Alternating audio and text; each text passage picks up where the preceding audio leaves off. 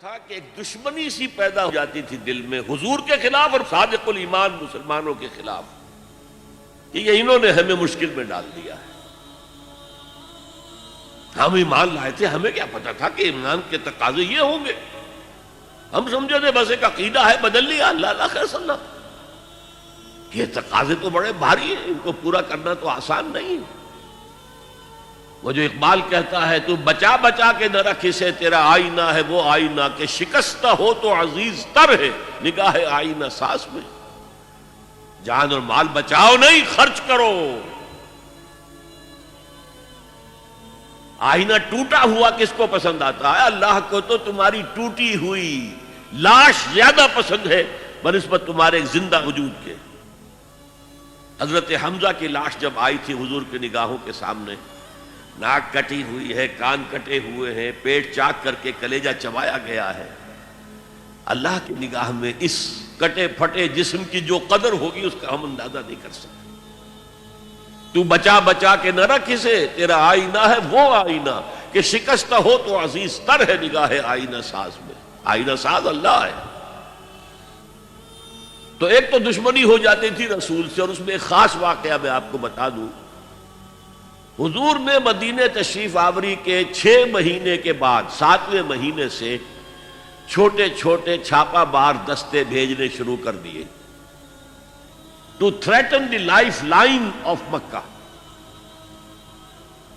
مکے کی جو ساری معیشت تھی وہ تجارت پر تھی.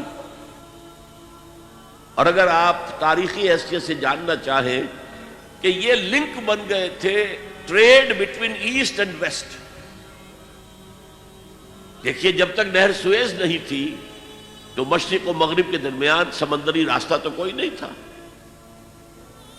ابھی 1498 جب آئے گا کوئی 1000 برس کے بعد, تب وہ راستہ جو ہے ملے گا انسان کو کہ round the Cape of Good Hope Africa کی جنوب تک جا کے پھر جاؤ تو مشرق کا راستہ کھلا ہے. تو ہوتا کیا تھا, یورپ سے سامان تجارت آیا اور شام کے ساحل پر اتر گیا. ادھر ایسٹ انڈیز سے جاوا, سماٹرا, ہندوستان, چائنا, ادھر سے مال آیا سمندر کے راستے سے اور یمن کے ساحل پر اتر گیا.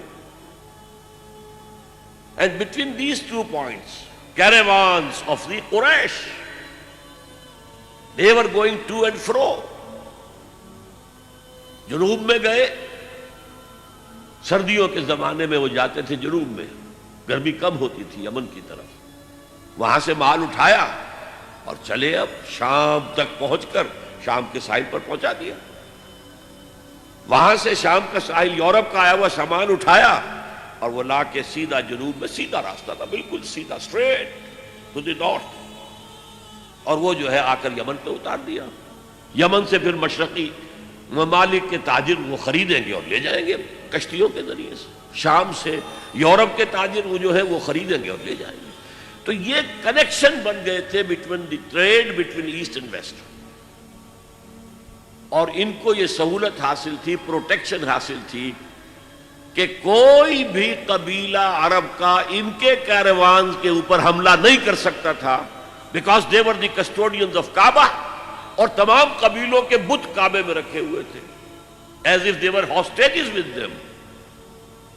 کوئی قبیلہ ان کے خلاف جارحیت کرے گا تو وہ اس کے بت کی گردن مروڑ کر باہر پھینکیں گے.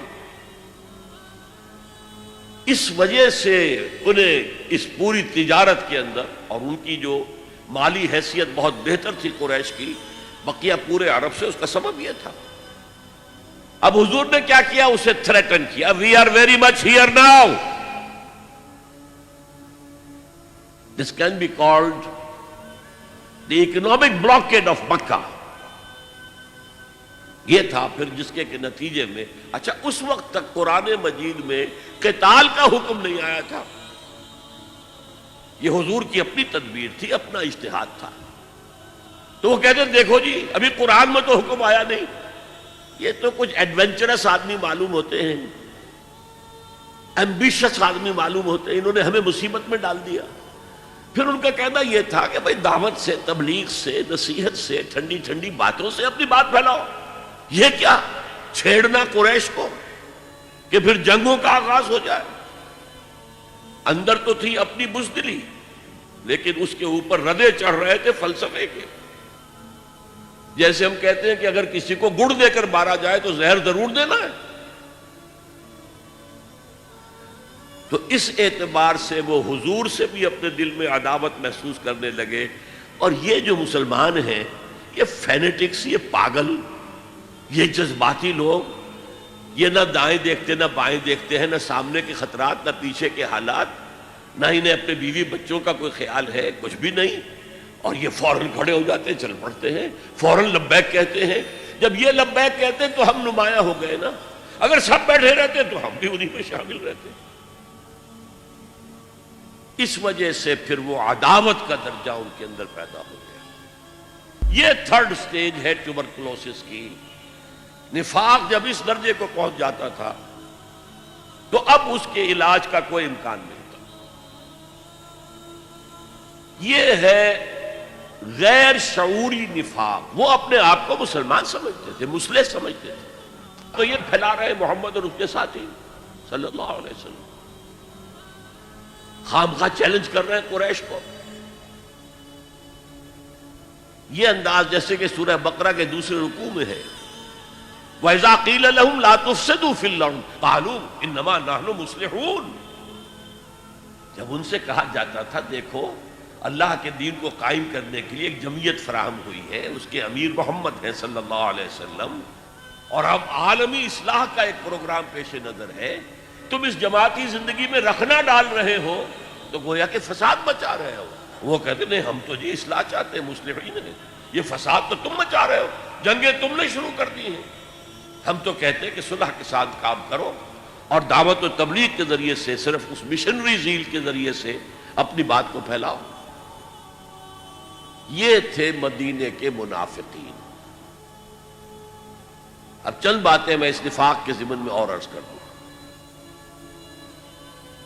حضور نے فرمایا صلی اللہ علیہ وسلم نفاق کے بارے میں، ما خافہ الا مومن وما امنہ الا منافق. نفاق کا خوف رہتا ہے صرف صاحب ایمان کو، اور نفاق سے اپنے آپ کو محفوظ سمجھتا ہے صرف منافق.